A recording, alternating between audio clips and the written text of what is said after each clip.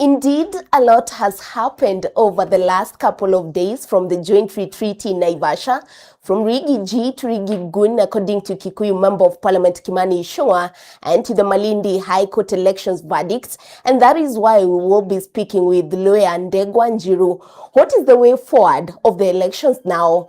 Welcome to Obinna TV Updates Live. My name is Maggie Ndumia. On to our news.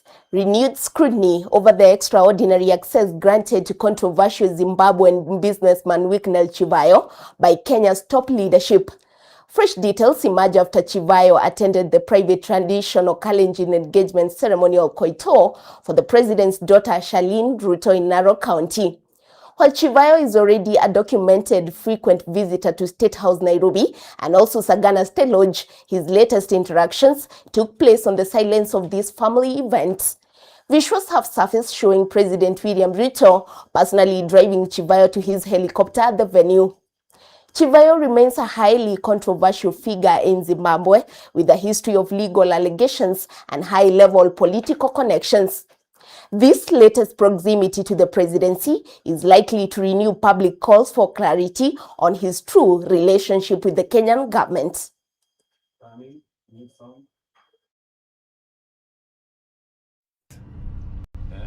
I will have here 400 acres, which is like 150 hectares. Okay. 150 hectares. Macadamia nuts. Macadamia nuts. And the sheep, would you know how many they are? About 3,000. We have 3,000 sheep. That you keep so that they can keep the mowing. The mowing of the grass. See, then the mowing. Yeah. And you know, sheep, they give birth twice a year. A year. Oh, beautiful.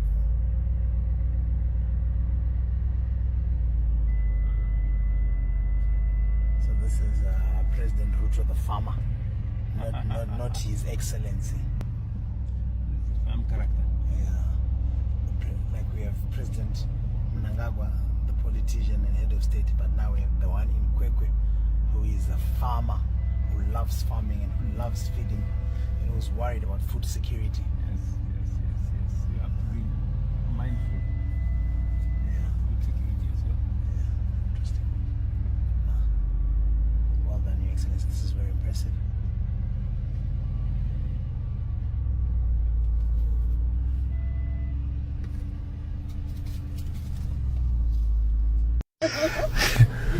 Being driven by the President of the Republic, eh? Your Excellency. Being driven by the President of the Republic. I don't know. God is the greatest. God is the greatest.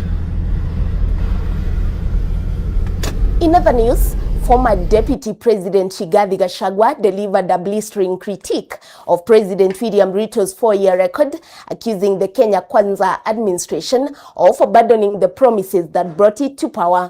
In his address, Gachagua pointed to the rising cost of living, higher taxes, public debt, healthcare, education, and agriculture, declaring that the government's economic plan had failed.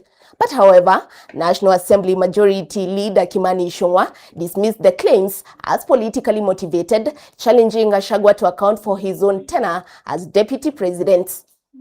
Ichung'wah also accused Gachagua of attempting to extort 300 million Kenya shillings from a Chinese firm, an allegation that has not been independently verified. This bitterness because he has spoken on matters touching on CRBC, a Chinese company, and also alleged that there were also Chinese from some China civil engineering company that were deported from this country. Rigathi has beef to pick with the China Roads and Bridges Corporation, and his bitterness is the high priest of corruption. He attempted to extort Kenya shillings 300 million from CRBC when he was the Deputy President of the Republic of Kenya.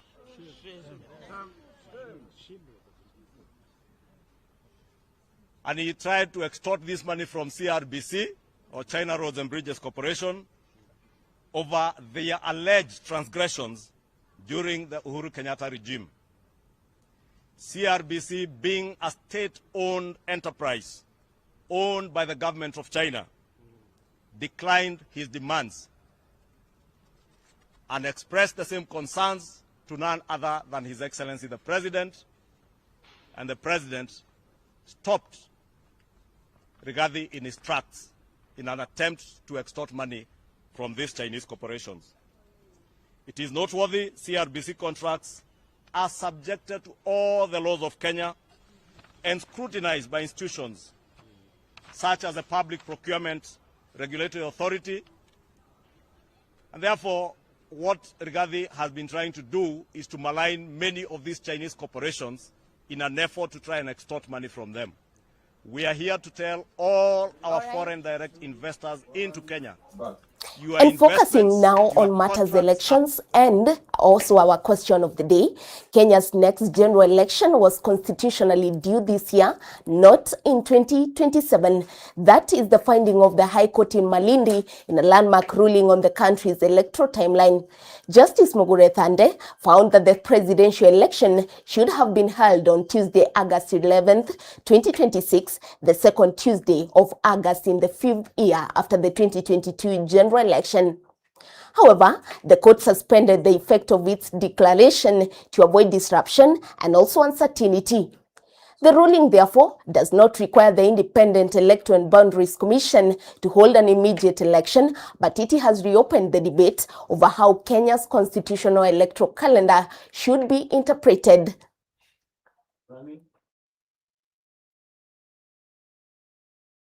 After Tuesday, William Ruto becomes a temporary president. The date of elections remains 11th of August 2026, and for IEBC to call for the next election date, it must be now a consultative process that involves the people of Kenya. This is a great day for the Constitution of Kenya, and we as Safina Party want to give a great thank you to the High Court that has upheld our Constitution. This journey did not just start today.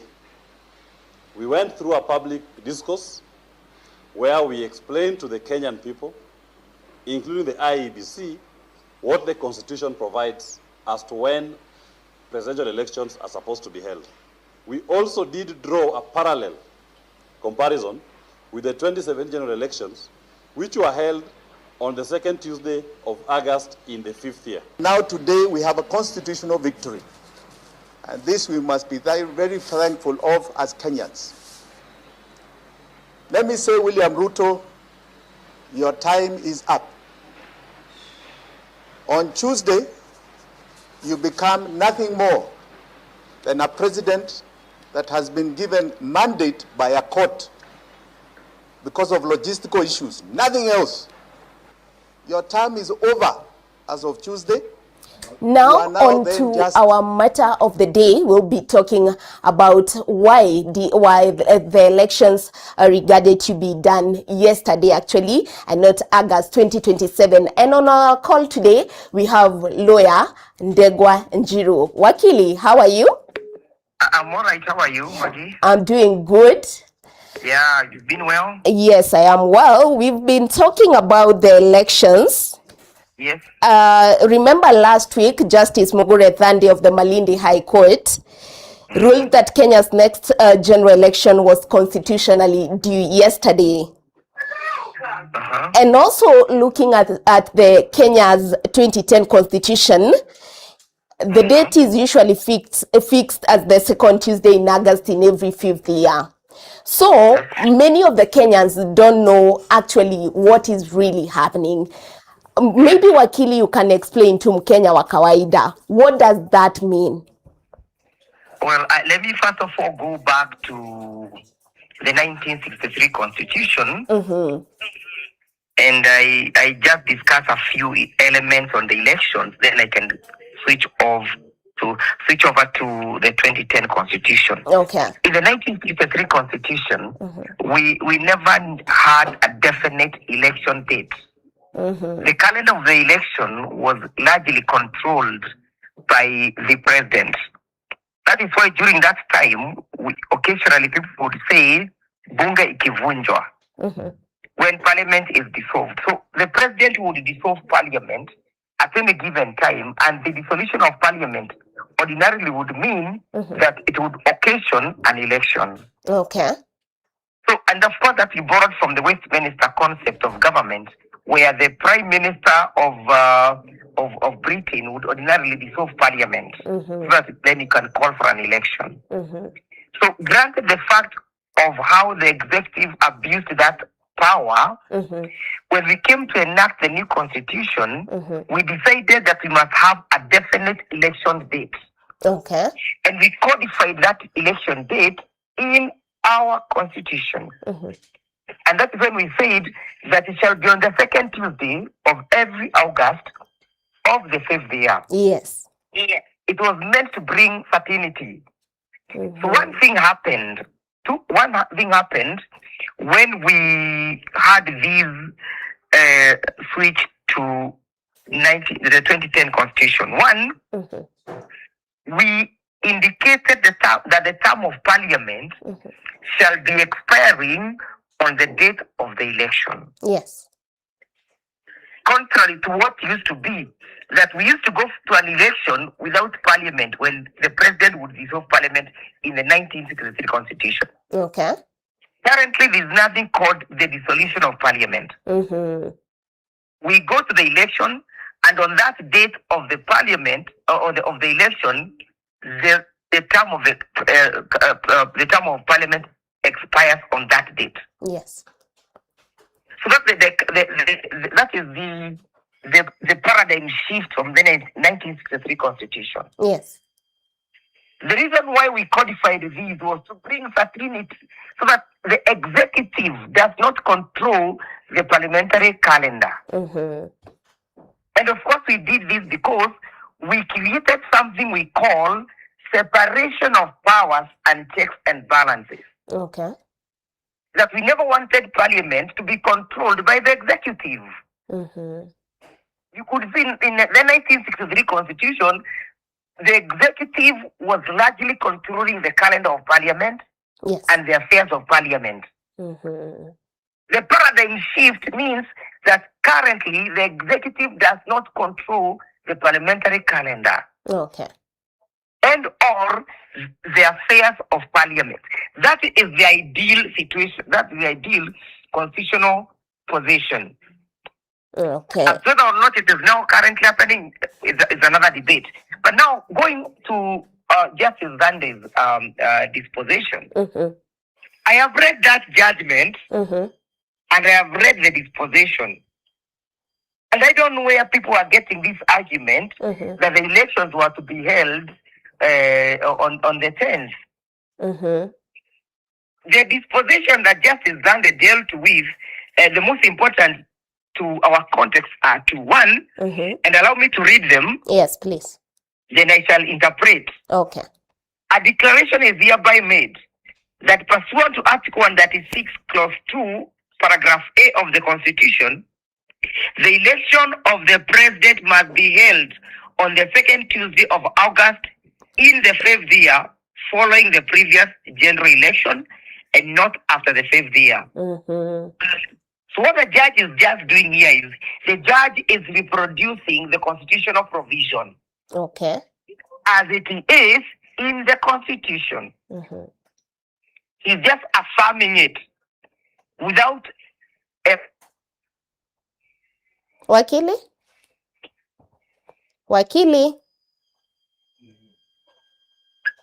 I think we have lost Wakili, but we'll be looking for him again so that he can at least... Yes, now I can hear you. I haven't moved an inch. Okay. So I'm saying, if you can hear me and if our viewers can hear us, yes, is that the judge did not even need to declare this because it was already a constitutional codified position, requiring no elaboration.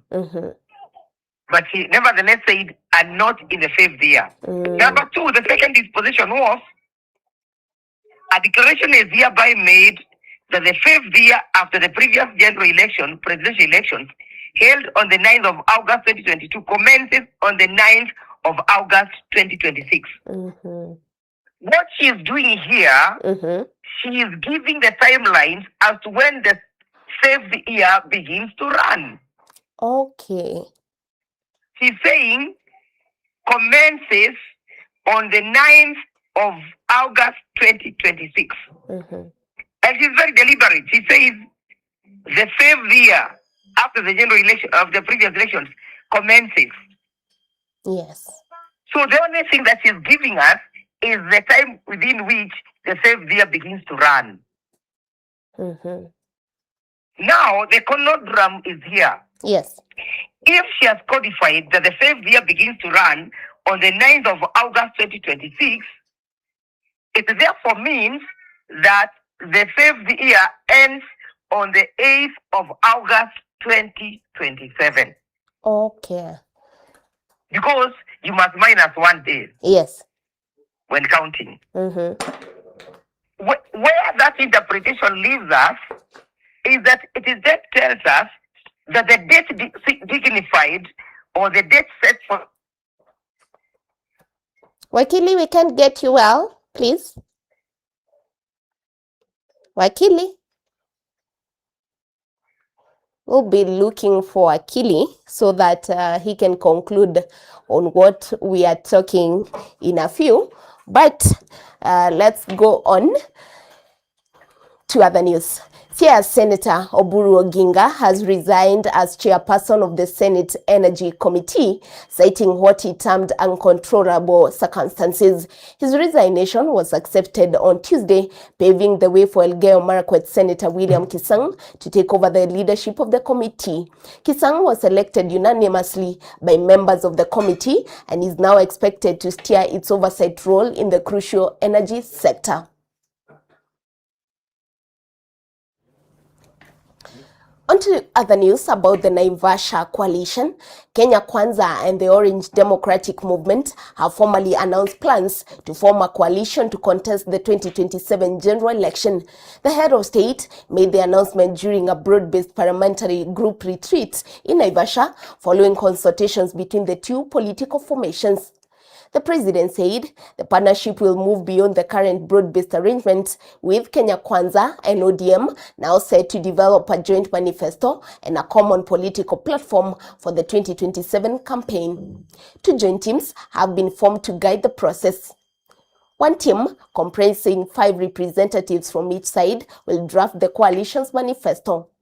A second team will negotiate the coalition framework agreement, including governance structures, leadership arrangements, and power-sharing provisions.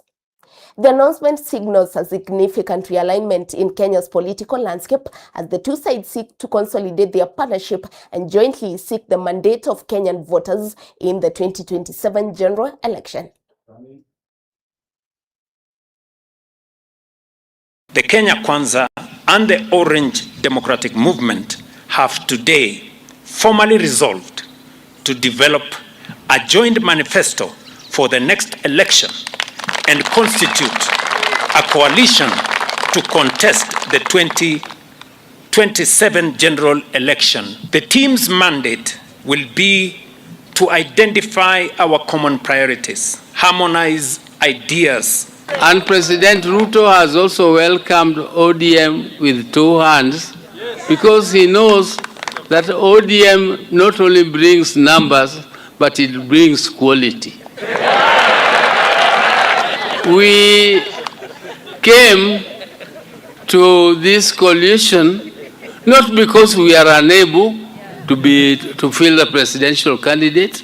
Those who thought that ODM was going to be swallowed, I tell them, oh, that we are damn serious about this. We are not joking. We are going to win the next election by a landslide. We are going to have a peaceful election, have no doubt whatsoever. We are going to have a peaceful, credible, transparent. The elections matter. We are on with lawyer Ndegwa Njiru. Wakili, if you can hear me. Yes, I can hear loud and clear. Yes. Please, can we continue explaining? So I was indicating Yes. that what the judge did in that disposition was to codify the date within which the 5th year begins to run, and she says it begins to run on the 9th of August 2026. Okay. There is nowhere in her disposition where she said that the elections ought to be held this year. Okay. But now the constitutional conundrum that we find ourselves in is this: that if the 5th year begins to run on the 9th of August 2026, automatically the calendar year therefore ends on the 8th of August 2027. Yes. Ideally, remember the judge has said that the election cannot be done outside the 5th year, and I agree with her. Yes. Because that's the constitutional position, which actually needs not to be elaborated in any way, or even to be overemphasized by a judicial pronouncement, because that is codified. So it tells you, therefore, if the 5th year ends or expires or terminates on the 8th of August 2027, and the IBC has created, and the Constitution provides that the election shall be done on every second Tuesday of August, which falls on the 10th of August 2027, then the judgment by the judge will, of course, throw us into a constitutional conundrum. Okay. And the conundrum appears this way, that the 10th of August, which is the second Tuesday, falls outside the 5th year. So there is basically something wrong in the manner in which the judge constituted her computation. Okay. Because the judge computation cannot create a constitutional crisis when the constitution is definite as to when the election must be held. Yes. So where this judgment, in the event or where the judgment may result into a constitutional conundrum or constitutional crisis, then what remains is what is codified in the Constitution, and that is the second Tuesday of August 2027, which is on the 10th of August. Yes. Yes. I have a question regarding that. Yes. Looking at all that, does the Constitution guarantee elected leaders a full 5-year term, or does the fixed election date take precedence now? The fixed election date takes precedence. There is no judicial interpretation, either from the Supreme Court, the Court of Appeal, or the High Court, that can overturn the constitutional dictates. Remember, Article 2 of the Constitution provides that the Constitution itself, the constitutionality of the Constitution cannot be challenged. You cannot challenge any provision of the Constitution. You cannot challenge it. Yes. You cannot say, you cannot challenge it, because that is what is provided for in the Constitution. Yes. So you cannot say that why is this provision provided this way when the people of Kenya decided that it must be in that form and manner. Yes. So ideally, we can only go with what the Constitution has codified. Yes. The 10th of August 2027, any judicial interpretation notwithstanding. Okay. Yes. Actually, we saw Justice Dande suspended the declaration of invalidity until after the next general elections. So, is this a proper exercise of judicial restraints, or does it undermine the Constitution findings? What she said actually is this. The declaration of the validity of the election is suspended. Yes. Until after the next general election is conducted, is suspended until the general election is held to allow the second respondent to correct the defects. Yes. So the validity of the election is, that election has not yet happened. Yes. So you cannot challenge its validity when itself has not happened. Yes. That's why she's really saying that we are suspending this. Yes. She never suspended her preposition or her findings. Yes. For example, the first disposition, the second disposition, the third disposition have not been suspended. Yes. The only thing that has been suspended is because she was being asked to declare the elections unconstitutional. Yes. That's what she's saying. The validity of that election has been suspended. Yes. But the application of this ruling has not been suspended. True. It's only one limp that was suspended. The validity of the election. Okay. So the conundrum as to the confusion that this judgment has posed still exists. Because the election date does not concern itself with the validity of the election. Yes. Because what was in court was whether or not, if the elections are done this way, they say the elections would be constitutional. Yes. That is what was being challenged, and that is what the judge suspended. Okay. She, however, did not suspend her previous findings. Okay. Yes. Now, after the next general elections, yes, will the courts correct the identified constitutional defect, or what happens now? In my view, and I am very sure that this judgment will be overturned in the Court of Appeal. Okay.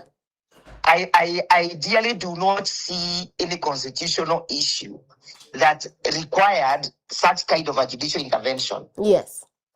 In my view. Yes. I could be wrong, but in my view, I do not see any constitutional issue that required a judicial intervention under Article 165 of the Constitution. Yes. Because all these things are in black and white. The election date is known. Yes. The person who determines the election date is the Constitution. Yes. The only thing that the IBC does is to check on the calendar and determine when is the second Tuesday of August. Yes. And they declare. They need even not to gazette it because the Constitution itself has codified it. Okay. So in my view, I do not see any constitutional issue that required judicial interpretation. Because even before this judicial interpretation, the IBC had found it correctly that the second Tuesday of August falls on the 10th of August. Yes. So I honestly do not know where the judge was coming from. We will have to see what the Court of Appeal will say. Yes. Yes. All right. Thank you so much, Wakili. Maybe you can give our viewers your final remarks. My final remarks is that the elections will be held on the second Tuesday of August. Yes. 2027. Yes. And that there is nothing under the sun that will change the constitutionally codified election date. Yes. Not even any judicial intervention, any judicial innovation, any judicial manipulation cannot change that position. It is cast on a stone. Okay. Unless the Kenyans themselves decides to amend that provision. Yes. And then the amendments of that provision again, because it affects the presidential term of 5 years, again it will require that the people go for a referendum. Yes. But again, when the judge says that there is nowhere in the Constitution which says that the president will serve for 5 years. True. She's forgetting that the presidential term for the president is tied to the parliamentary term. Okay. Because the parliamentary term is one that says that elections will be held, the presidential elections will be held on the same day as the date for holding the parliamentary elections. Yes. Parliamentary elections are being held after 5 years. Yes. So automatically, the presidential term of the president is tied to the term of parliament. So I do not agree with her when she says that there's no in the Constitution that says that that the president shall serve for 5 years. I don't agree with her. It's okay. Because it is tied to the parliamentary term. Yes. Sawa sawa. Thank you so much, Wakili, for expounding on that. It's a pleasure. Thank you so much. I really appreciate it. Have a good night. Good night. That is Wakili Ndegwa Njiru. You've heard it yourselves. The elections will be held on the second Tuesday of August. That is next year.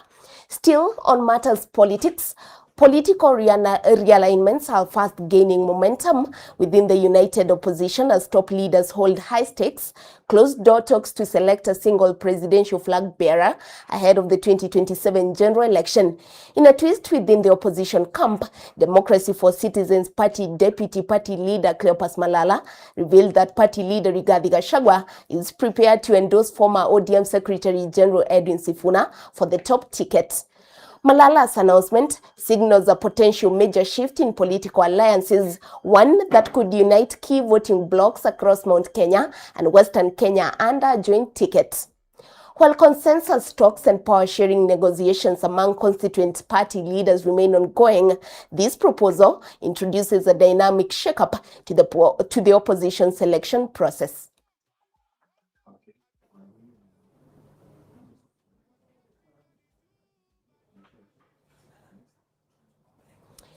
We take a break on Obinna TV Updates News at 9. We are going to be back with more stories, including Mashinani News. Stay tuned.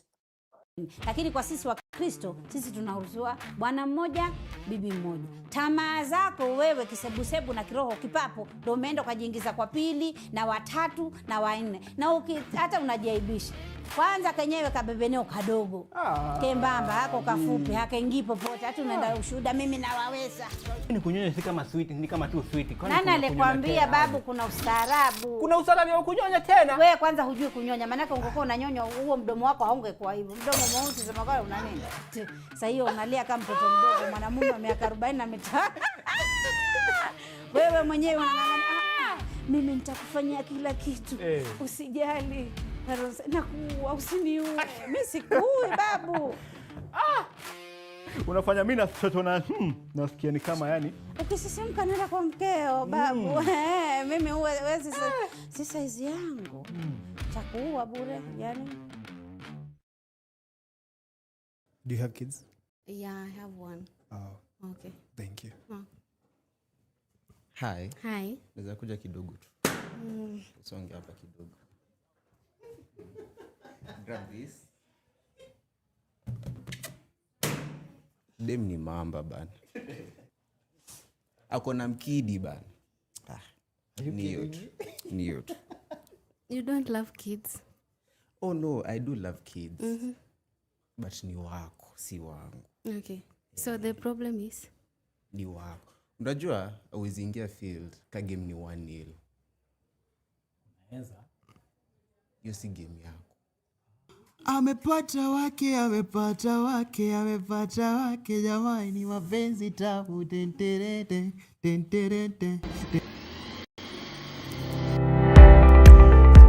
Wow, are your walls looking plain and uninspired? Transform your space with premium wall panels, elegant marble PVC with stunning backlighting, and modern floating TV stands. All designed to give your home a luxurious, timeless finish. At Mr. Frames Kenya, we offer top quality designs at unbeatable prices. Whether you're going to a classic or modern look, we've got the perfect solution for your home or office. Call or WhatsApp us today on 0705 759 102 or connect with us on social media. Mr. Frames Kenya. Mr. Frames Kenya, where style meets affordability. Welcome back. Concerns continue to grow over the increasing involvement of children and young people in street crime, including robbery and snatching of belongings from members of the public.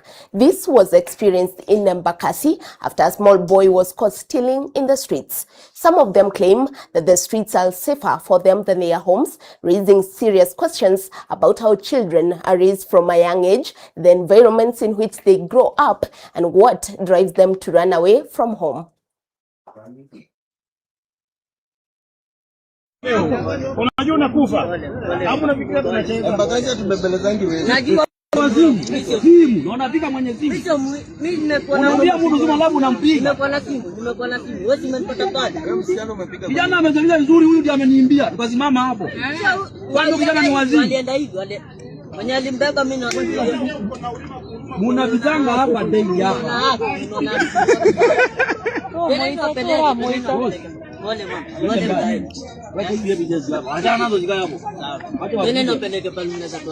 Hakuna kwamba wewe waambie wakuje. Waambie wakuje. Wewe waambie kule viboko. Kule viboko iko sawa hivi. Mimi naenda kule viboko. Mimi hapa hivi.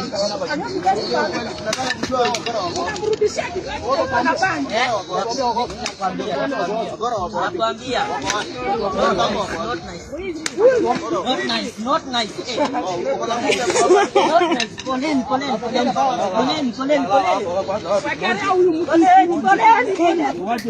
Right, welcome back. And we are with one teacher. Hi, Mwalimu, how are you? Hi, Jambo, how are you doing? I'm doing good. I want you to maybe expound on who you are to our viewers, tafadhali. Okay, thank you so much. Good evening. I'm teacher Mungai Karenge, an award-winning teacher. Yes. A teacher who has been impacting life to kids and to the society. Yes. I'm an advocate of discipline. Okay. Yeah, and I'm a qualified teacher. All right. Yes. This is Teacher Pius Mungai, and actually, Yes, we are watching a video here, and we are also reading news about a child here, and I have a few questions. Are some of these children genuine orphans with no one to care for them, or are there deeper family challenges that push them onto the streets? Because like this one, he was found stealing, and he is very young. Yes. So, you know, some of those kids have run away from their homes due to challenges. There are those who are purely street children. Yes. There are those who are on street. So they go to the street during the day. Then at night they go back home. Okay. So some of these kids have run away from their families due to so many issues and so many factors. Yes. We have nowadays kids tend to seek fast money. Yes. What do I mean by fast money? They want a life. Okay. Yes. They admire things which are not of their age. Yes. So they have no way of earning income. Yes. And they need this money. Yes. They want to buy phones. They want to buy chains. They want to buy fantasies. Yes. Okay. They want money to eat, to spend out there with their friends. And you know nowadays kids are even going for bash. They're organizing themselves when the parents are not aware. Yes. They go do a bash. They take drugs. They take alcohol without the concept of without the knowledge of the parents. Yes. So one of the reasons is that these kids are seeking for fast money. Another one is drugs and substance abuse. Okay. So if you look at that video of that kid who was caught in the street, yes, you after you do your analysis, you find that is a kid who has been abusing a certain drug. Yes. Because even that courage of going and stealing, yes, it is not normal. A normal person cannot do that. True. So drugs and substance abuse is another cause. Then we have bad role models. Okay. So these kids do not are not able to choose their role model. They admire bad characters outside there. Yes. And they want to be like them. Yes. So that is another factor, bad role models. Okay. The parents have run away from their responsibilities. And now these kids are choosing bad characters from the society. Okay. Another one is we have mixed peer pressure. Yes. Mixed peer pressure from their friends. You have this, I don't have this. You see? Yes. You see maybe a friend with a good phone, and maybe the parents are able to buy the phone. So out of the peer pressure, they tend to do stealing so that they can fit in the social life. We also have weak family bonds. Weak family bonds. What do I mean? You find that most around 70% of the families are separated. Yes. Or they are not separated. They are living in fights every day. Okay. Okay. So these kids get hardened up. They are used to the mother fighting the father, or the father fighting the mother. Abuses, harsh words.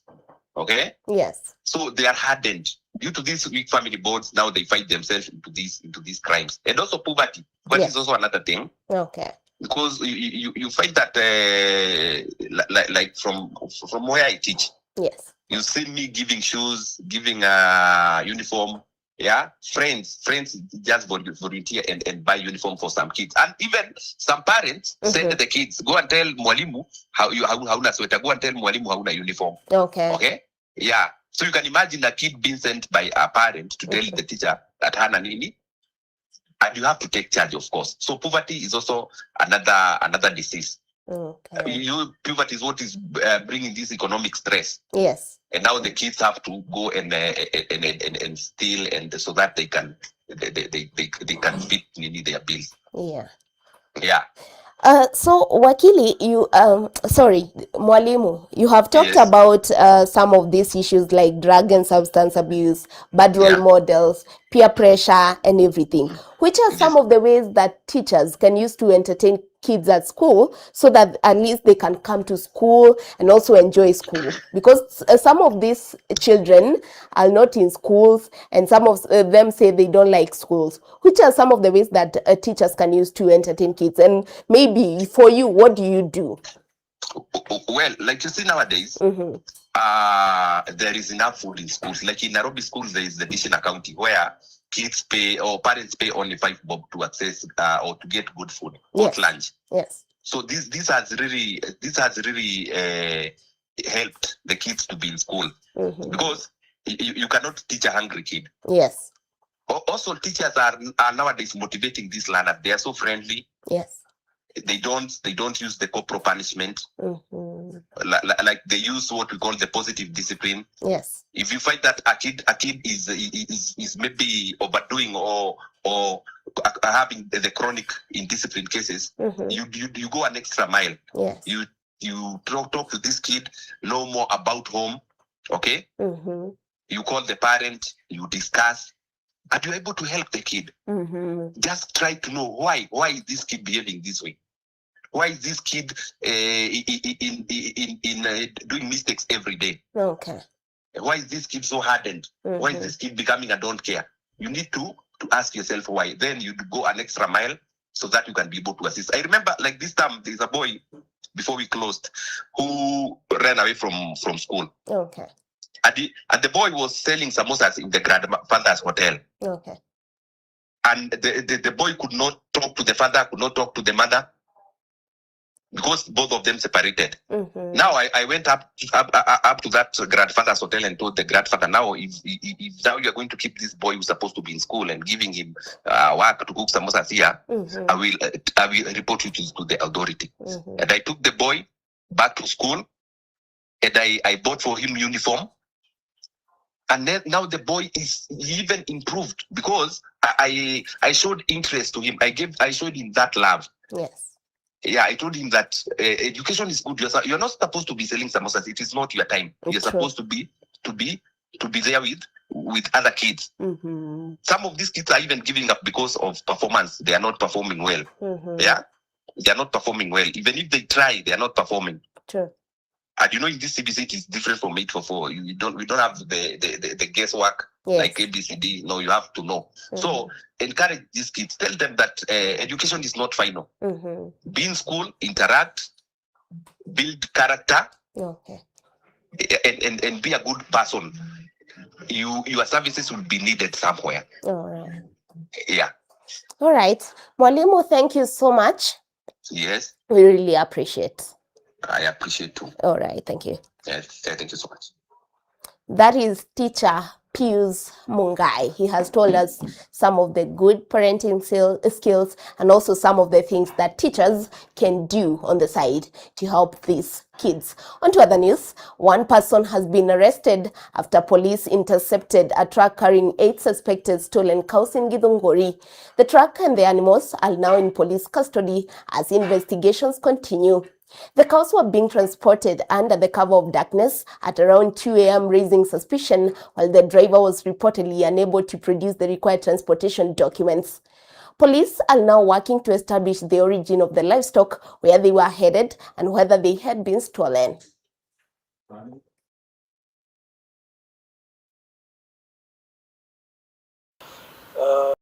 Last night, our police officers, while on patrol, they intercepted a lorry which is behind me, registration number KCB 958X. And there are some people around at that time on the ground. On seeing the police officers, they flee. Then the police officers suspected. Upon searching the lorry, they found the lorry was loaded with 8 dairy cows, which was suspected to be stolen. And one person was arrested in connection to that. Then the lorry was brought to the police station, and together with the dairy cows in our custody. Time which it was found was at night 02:30 hours, saa nane na nusu ya usiku manane, which is not allowed according to the livestock trade movement. The trade movement must be during the day hours. Now, up to now, no one who has come up to claim the ownership. Later, the person who was arrested, the driver of the vehicle, it doesn't have in his possession any valid document or livestock movement permit. We are suspecting these are stolen dairy cows, and I'm urging the members of the public, those who are doing dairy farming, to come out, those who may be lost their livestock, to come out and identify if these animals, cows, belong to them. In addition, I want to urge the members of the public, the dairy farmers, because most of the people in this sub-county, they are dairy farmers. They must put security measures to protect and guard their dairy cows. These cows are very valuable. It is very valuable. One cow costs 315,000 and above, up to 400,000. So they must ensure that whoever is... And finally, Charlene Ruto's wedding brought together family, friends, and invited guests for a memorable celebration as she exchanged vows with her partner in a ceremony marked by elegance and joy. The occasion attracted significant public attention, with the event bringing together prominent personalities and close associates to celebrate the couple as they began a new chapter in their lives.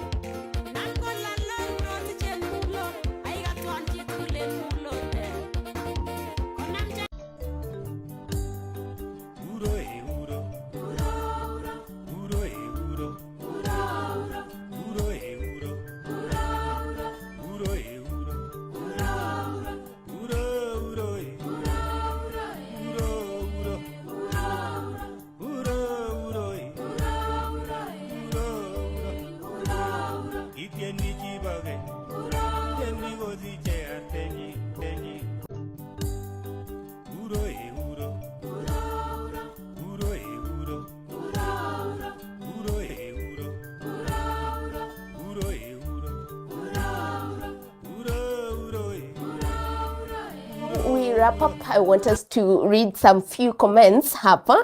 Maggie, Charlene, Iko Safi, thank you so much. Sizoizo, how are you? Thank you. 005, Stacy, asante sana. Bendo Casta, thank you. I'm seeing you. Happy Kralia. How are you? Thank you. Mwingine hapa, Sauti ya Dhahabu, thank you so much. Innocent Chitechi, asanti pia. Journalist Bosire, thank you. Edwin Nashkuru, thank you so much. Ben Doncaster again, asante. Pauline, thank you so much. Caro, asanti, nawaona nyi wote. And finally, I'm seeing 005, Stacy, again. Remember, we are still going bigger and better. And that's all that we had for you today on Obinna TV Updates Live. Until next time, my name is Maggie Ndumia. Goodbye. God bless.